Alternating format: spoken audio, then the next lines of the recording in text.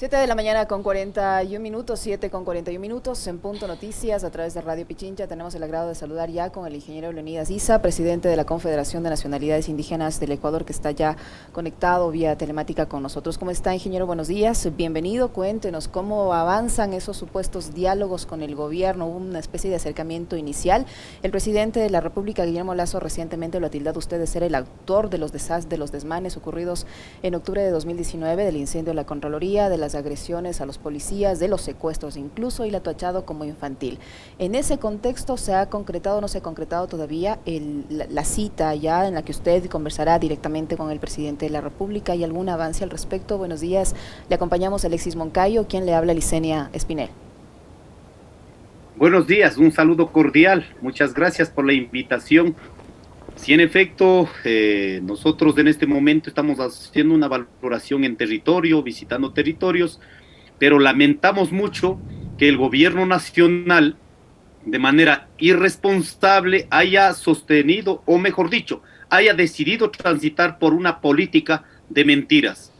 El presidente de la República cree que puede decidir sobre la vida de los jueces, sobre la vida de la Fiscalía General del Estado, en este caso, donde de manera absoluta nos responsabiliza, diciendo que somos los responsables, en este caso, de las agresiones, de la quema de la Contraloría, cuando sabe perfectamente que incluso hay esta valoración del autoatentado desde adentro. Sin embargo, el presidente de la República ha decidido transitar por esas decisiones que al menos nosotros hemos dicho no vamos a caer en las provocaciones de intentar estigmatizar, desprestigiar a los dirigentes a nivel del Ecuador.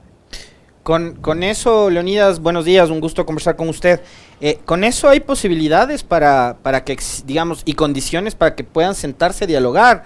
¿O usted cree que mientras se siga manteniendo esas permanentes acusaciones, muchas de ellas sin sustento, porque, por ejemplo, responsabilizarle sin prueba alguna, más allá del prejuicio de la quema de un edificio, considerando que hay un informe del Cuerpo de Bomberos que también habla de un presunto atentado, más la declaración de la ex contralora Valentina Zárate sobre lo mismo? ¿Hay condiciones para dialogar con esa situación de confrontación permanente?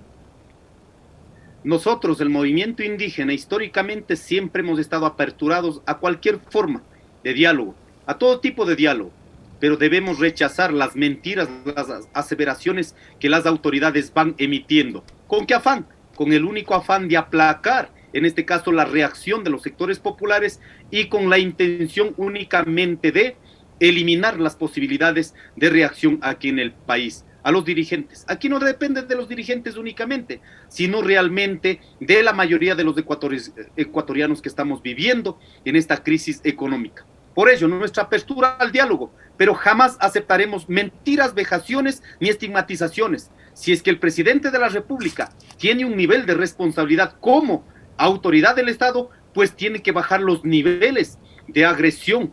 No decía que él estaba asustado, e incluso para los años anteriores ofrecía dar su vida por una lucha por el pueblo ecuatoriano, y resulta que ahora viene y criminaliza todos estos procesos, genera estigmatización. ¿No decía él mismo que estaba cansado de las estigmatizaciones de los gobiernos anteriores? Cuando no, aquí ha sido simplemente cambiar de timón. Como él tiene el timón, entonces él tiene el derecho de insultar, vejar al resto de los ecuatorianos. Ese es sostener una política a partir de las mentiras. ¿Cómo es posible? Cuando sigue insistiendo, ha puesto en el mismo grupo, en el tema de los combustibles, ¿no es cierto?, ha puesto en el mismo grupo a narcotraficantes, a ricos y a los contrabandistas. Nosotros no somos de esos tres grupos que ha puesto el presidente de la República. No representamos a nadie. Pero le puedo decir, señor presidente de la República, usted sí es un rico de este país. Cuando ustedes vieron en los años pasados, en el año pasado, en plena pandemia, que ustedes, parte del sistema financiero, ganaron más de 238 millones. ¿Cómo es posible que tengan un sistema financiero que incluso sobre el dolor de los ecuatorianos sigan sacando usufructo?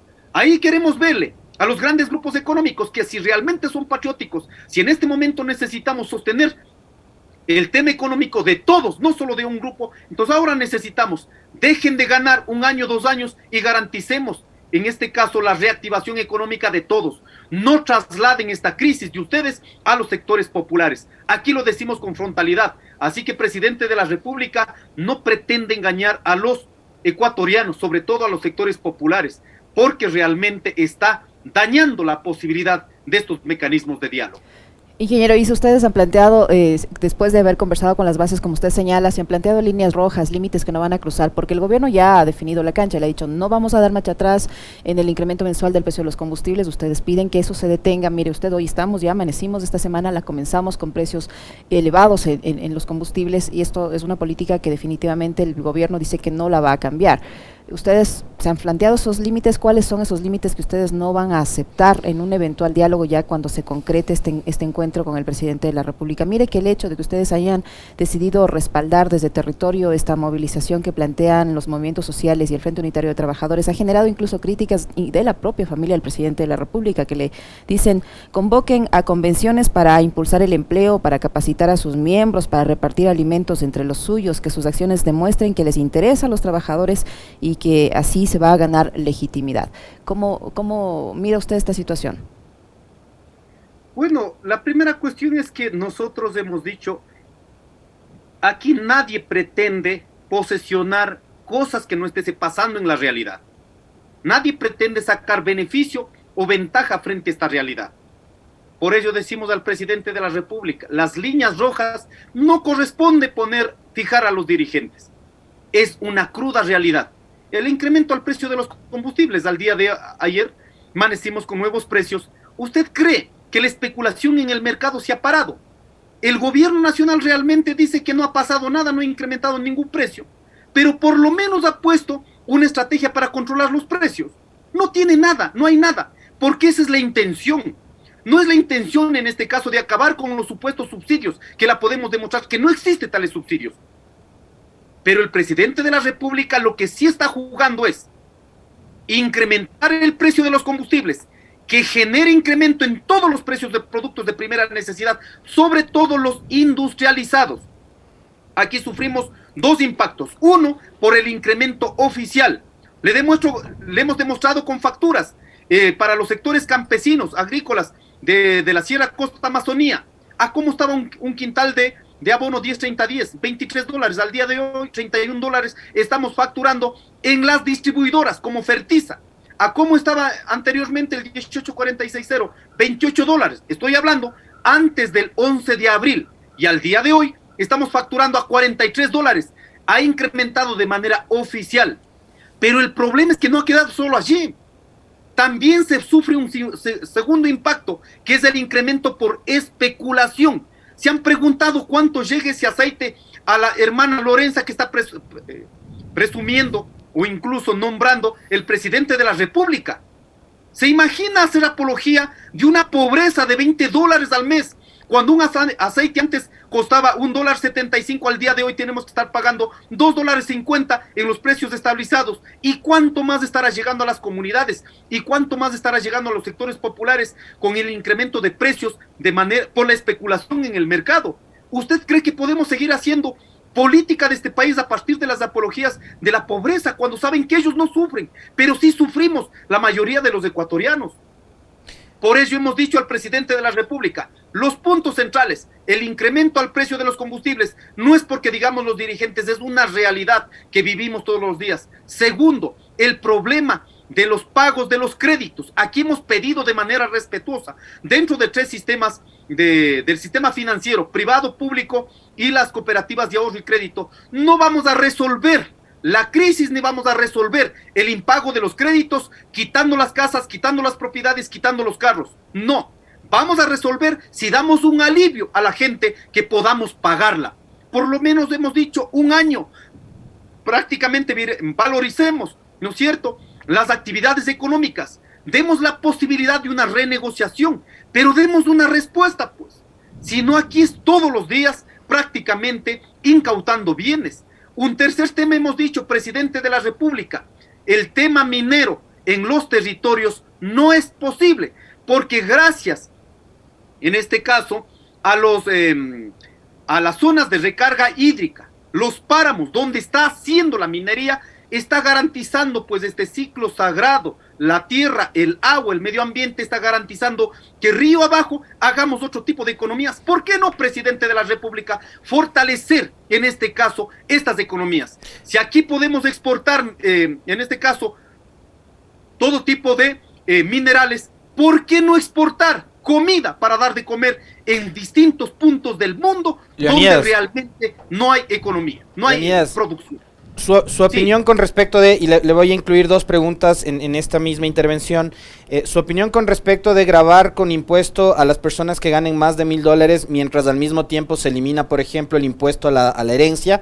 Por un lado, quiero su opinión sobre eso, y también quiero su opinión y su valoración política sobre las amenazas permanentes en contra de la Asamblea Nacional.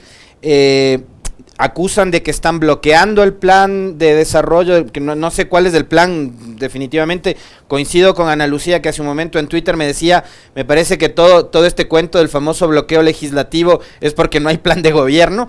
Hablan de un bloqueo, ya hay una confrontación directa entre Guadalupe Dori y el presidente Lazo. Entonces quiero su opinión sobre ese tema, sobre gravar con impuestos a quienes ganan más de $1,000, eliminar el impuesto a la herencia y la amenaza de muerte cruzada o de consulta popular en contra de la Asamblea Nacional. Creo que hay 4 temas que analizar en esta coyuntura sobre los Vale, por favor. La que ha puesto. Primero, ha decidido el presidente de la República protegerse a su condición económica, a su grupo de su condición económica, a los ricos. Aquí con querer grabar $1,000, en este caso, afecta directamente a la clase media. Aquí queremos pedir a los ecuatorianos de la clase media, a los trabajadores de ingresos medios, ¿qué significaría en términos reales, no es cierto? ¿Estamos dispuestos a sostener, a cargar ese peso? ¿O es que exigimos? Miremos el informe de algunos organismos internacionales, donde se prevé que en el Ecuador hay una evasión tributaria en más de $7,000 millones. ¿Por qué no se cobra? Por favor, presidente de la República, ¿por qué no se cobra a esos más de 274 grupos económicos, que muchos de ellos incluso ganaron mucho en la pandemia? El sistema financiero lo ha ganado, pero ¿por qué no pagan? De pronto aquí salen con el tema de la Lorenza de $20, pero miremos, por ejemplo, a mí me han dicho, pero el señor Issa no paga ni impuestos. Yo le he demostrado con factura, una consultoría de $800, yo pago, en este caso $158. No nos perdonan un centavo, pero el ingreso de las empresas como por ejemplo Expreso, que en el último año facturaron $19 millones, de acuerdo al sistema de rentas internas, solo han pagado el 0.08%. ¿Usted cree que eso es justo? O sea, los ecuatorianos de a pie, los profesionales de a pie, los que pagamos, sostenemos este país con impuestos, en cambio somos perseguidos, estigmatizados. Pero las empresas, que en este caso están dentro de este grupo, que no han pagado más de $7,000 millones, en cambio están sobreprotegidos por el presidente de la República. Aquí hay que preguntar por este punto, entonces, ¿la clase media del Ecuador están o no están dispuestos a sostener este impuesto más? Aquí pedimos este segundo tema, sobre eliminar el impuesto a la herencia. Creo que está absolutamente claro. Nadie ha pretendido posesionar o pagar impuestos sobre lo que no tenemos, sino realmente los grandes grupos económicos que transfieren a sus generaciones también propiedades que deben ser cumplidas, pues por favor.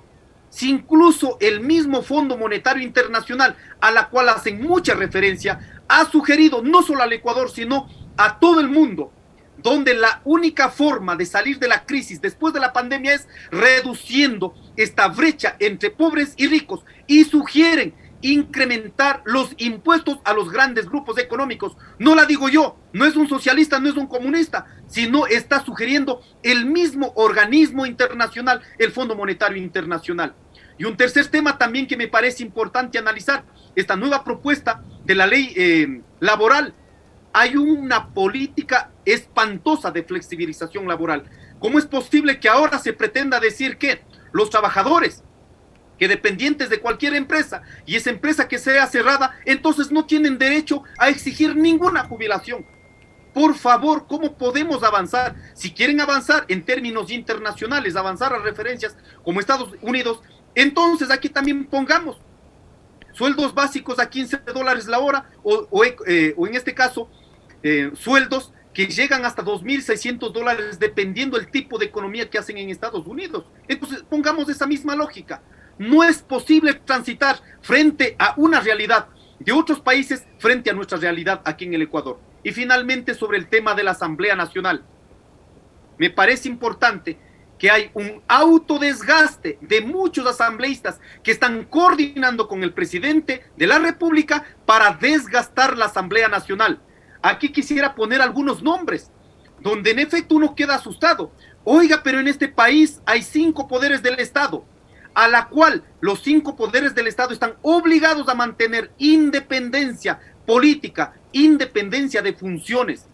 Pero ¿cómo es posible que haya un autodesgaste? ¿Cuál es el afán? El afán es ir a una consulta popular. Pero le decimos, si va a preguntar al pueblo ecuatoriano, vamos, ¿quieren o no quieren que incremente el precio de los combustibles? ¿Queremos o no queremos que exista privatizaciones? ¿Queremos o no queremos que exista minería a gran escala? Esas preguntas realmente deberían ser respondidas por el pueblo ecuatoriano. Pero le van a preguntar sobre la dolarización, Leonidas. Van a preguntar al pueblo sobre la dolarización y sobre el Consejo de Participación Ciudadana. Y por ahí tal vez incluyen otro tipo de preguntas, pero nos van a distraer con el tema de la dolarización. De hecho, UNES ya presentó una propuesta de enmienda constitucional, es una alternativa para que se oficialice el dólar como moneda del Ecuador. Pero ¿usted cree que con la situación tan difícil en el ámbito económico que vive el país, destinar 60 o 80 millones de dólares en estos momentos, hasta finales de año, una consulta popular para preguntarnos a los ecuatorianos sobre la dolarización, vale la pena?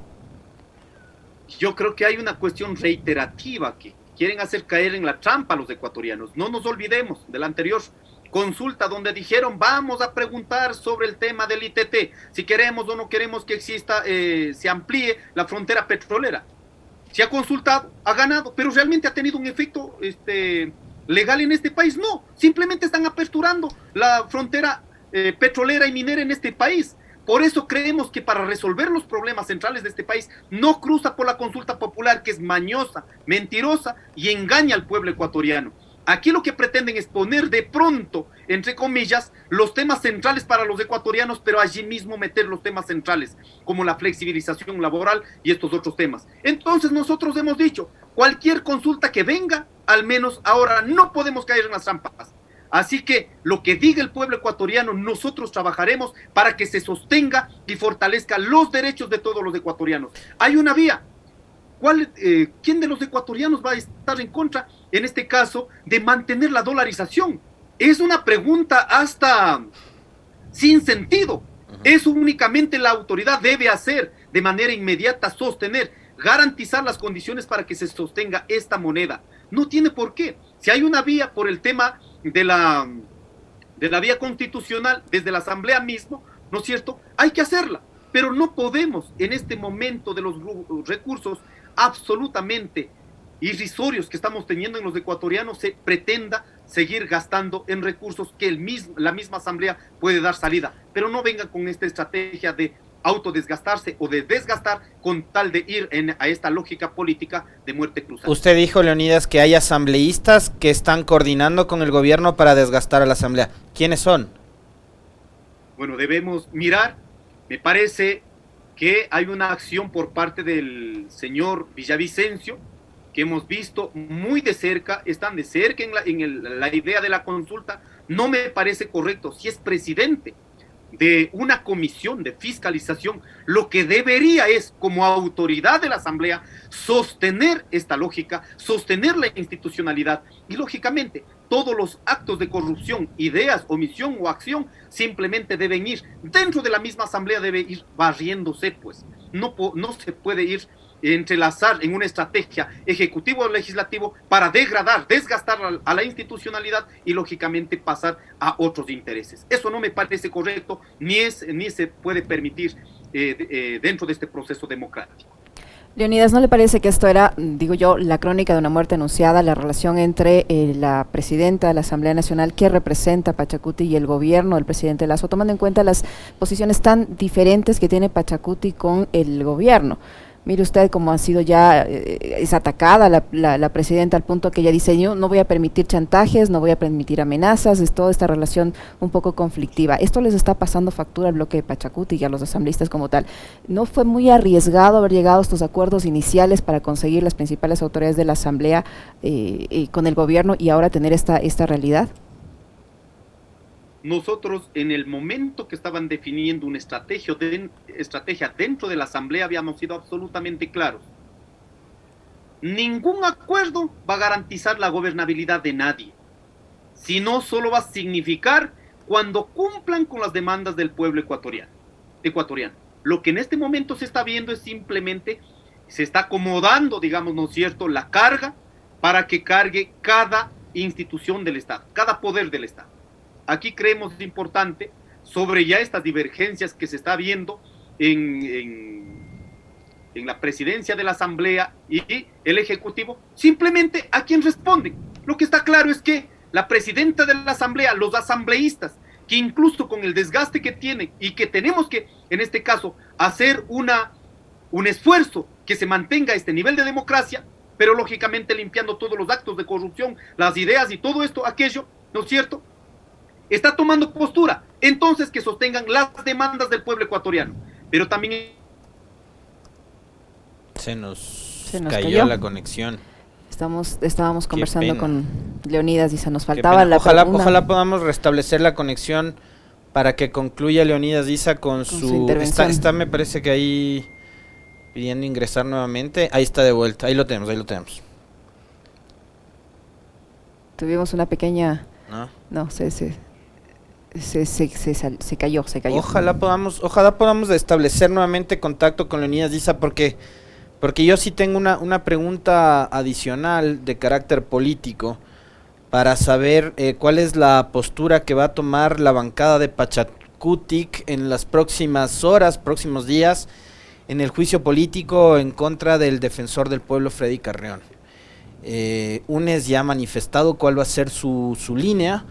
Y hay que ver qué es lo que hará Pachacutic, y como están coordinando entre CONAIE y Pachacutic, pues que sería interesantísimo saber también de boca del presidente de la CONAIE, Leonidas Issa, cuáles son las directrices y las líneas que ellos van a dar a los asambleístas que forman parte de su bancada de Pachacutic para la intervención en el pleno cuando tengan que votar en torno a este proceso político en contra del defensor Freddy Carrión.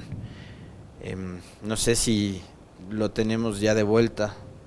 Sí, parece que sí está tratando de ingresar nuevamente. Le vamos a pedir a don Leonidas que se conecte rápidamente para cerrar ya el diálogo. Me parece que ya lo vamos a tener. Ahí está. Don Leonidas, se nos cayó la señal, no sé si fue la suya o la nuestra, pero en fin, estaba usted ya explicándonos la última parte y Alexis le tenía otra interrogante, que es cuál va a ser la posición de Pachacutic, entiendo yo, sobre el juicio político al defensor del pueblo, Freddy Carrión. Sí, solo esta partecita para finalizar.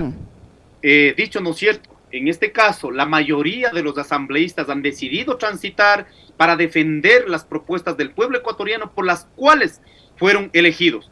Pero el presidente de la República ha decidido, en este caso, privilegiar su modelo, en este caso desde muchos años que ha venido sosteniendo, su modelo, el modelo neoliberal. Por ello me parece, pido a la presidenta de la Asamblea, a los asambleístas, no solo del movimiento Pachacutic, sino todos los que sientan el dolor de la mayoría de los ecuatorianos, los que estamos sufriendo, en este caso por la crisis económica, devastada por la misma economía y devastada por la última pandemia, a sostener las propuestas que vayan a beneficiar al pueblo ecuatoriano. Así que aquí hay dos versiones. En ese sentido, habíamos dicho, esto va a acomodar de acuerdo a las condiciones políticas. En las condiciones políticas, lógicamente, hay que arriesgarla. Ahora, la cuestión, el camino es sostener con el pueblo o simplemente sostener bajo otras lógicas. Leonidas, le decía Licenia que yo tenía una consulta adicional de carácter político ya para ir cerrando también la entrevista con usted, y era ¿cuáles son las directrices o las líneas con las que van a ir los legisladores de la bancada de Pachacutic en el juicio político en contra del defensor del pueblo, Freddy Carrión? Bueno, aquí hay dos posturas, podríamos decir. En efecto, la primera cuestión, a nosotros como la CONAIE, nos preocupa es que en este proceso de juicio que se está llevando, lógicamente se pretende disuadir todo el informe de levantamiento de octubre del 2019, porque de pronto se ha puesto un efecto de manera inmediata, de manera directa al defensor del pueblo, entendiendo también sobre sus actitudes, sobre lo que haya pasado en esa noche donde se ha visto, ¿no es cierto? No es posible que una autoridad haya estado en ese proceso. Entendemos que también, de acuerdo a la versión que dio en la Asamblea Nacional, podría ser una trampa en ese camino, podría ser. Por eso hemos dicho, no puedes quedar en este caso, no puede disuadir el informe de levantamiento de octubre, que incluso nosotros habíamos puesto un recurso aquí en el Ecuador, pero simplemente no pasa nada y estamos obligados a trasladar a un tercer país desde afuera para exigir, en este caso a las autoridades, a las ex autoridades del Estado, respondan por el levantamiento de octubre. Por eso me parece importante analizar de manera integral y no es únicamente lo de Freddy Carrión. Por eso el día de hoy esperamos reunir con la bancada del movimiento Pachacutic y tomar una postura y entendiendo también toda la parte jurídica, la parte legal, que de pronto van a anteponer sobre este criterio mucho más amplio, que es el tema del levantamiento de octubre. O sea, no está todavía decidido qué es lo que va a hacer, ¿saben si se van a abstener o van a votar a favor, en contra del juicio político?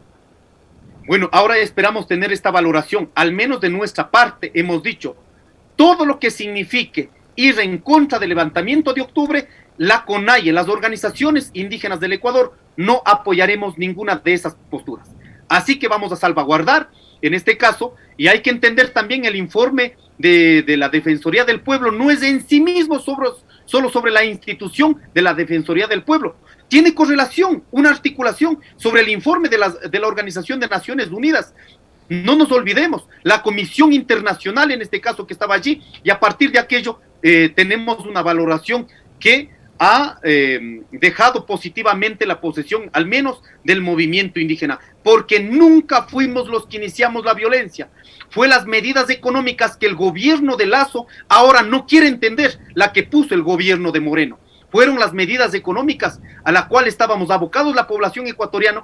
Eso dice el informe, no solo de la Defensoría del Pueblo, sino de organismos internacionales de derechos humanos y de las Naciones Unidas. Perdón que le interrumpa, Leonidas, pero ahí me parece que hay una confusión y creo que usted también está cayendo en esa confusión, con todo respeto se lo digo, y creo que hay algunos sectores que caen en esa confusión también. El informe no es elaborado por la Defensoría, ojo, mucho ojo con ese detalle. El informe es elaborado por una comisión integrada, sí, convocada por la Defensoría, pero no es de la Defensoría. Esa comisión la integró Sibel Martínez, Juan Carlos Solines y Javier Zavala Egas. Entonces, el informe como tal no es de la Defensoría y ahí están quienes están tratando por la vía del juicio político o por la vía penal de restarle valor, importancia al informe, están equivocados. Porque el informe no fue elaborado por la Defensoría, sino por una comisión, además independiente de la Defensoría y de otros poderes del Estado. Totalmente de acuerdo, solo que en la referencia que se tiene en estos días siempre se habla del informe de la Defensoría del Pueblo. Entendiendo esta particularidad y gracias por la aclaración. Leonidas, ya solamente para cerrar rápidamente, ¿cómo va a ser la participación de la CONAIE en la marcha convocada por el FUD? ¿Va a ser desde territorio? ¿Van a venir hacia la capital de la República? ¿Cómo va a ser ese respaldo? Bueno, nosotros hemos reunido la semana pasada, vamos a participar, en este caso en provincias donde hayan condiciones, directamente en las provincias, y las delegaciones que podamos llegar a la ciudad de Quito, en la ciudad de Quito. En ese sentido, invitamos a los compañeros, compañeras, que en este momento todavía no es la convocatoria unida, digamos, entre las diferentes organizaciones. Si bien es cierto, salió la convocatoria desde la Convención de los Trabajadores, nosotros hemos dado nuestro respaldo, vamos a acompañar, vamos a participar, pero asimismo estamos generando condiciones de nuestras organizaciones de base para de manera unitaria todos poder llegar a un acuerdo sobre una jornada de lucha en este país. Así que les invitamos a nuestros compañeros, hermanos arroceros, hermanos lecheros, todos los que estamos sufriendo en este momento, no es un problema de cada organización, si no es una realidad económica de la mayoría de los ecuatorianos. Así que estaremos en estos días participando también en otras reuniones antes del 15 de octubre. Muchísimas 15 de gracias. septiembre, perdón. Septiembre, sí. Muchísimas gracias, Leonidas, por su tiempo, por la información que nos ha proporcionado el ingeniero Leonidas Issa, titular de la Confederación de Nacionalidades Indígenas del Ecuador, que ha estado con nosotros. Gracias, Leonidas. Muy amable. Muchas gracias, un saludo cordial. Lo propio, muchas gracias. 8:11, una pausa, Alexis, regresamos para conversar sobre el caso del defensor del pueblo, Freddy Carrión. Perfecto, vamos.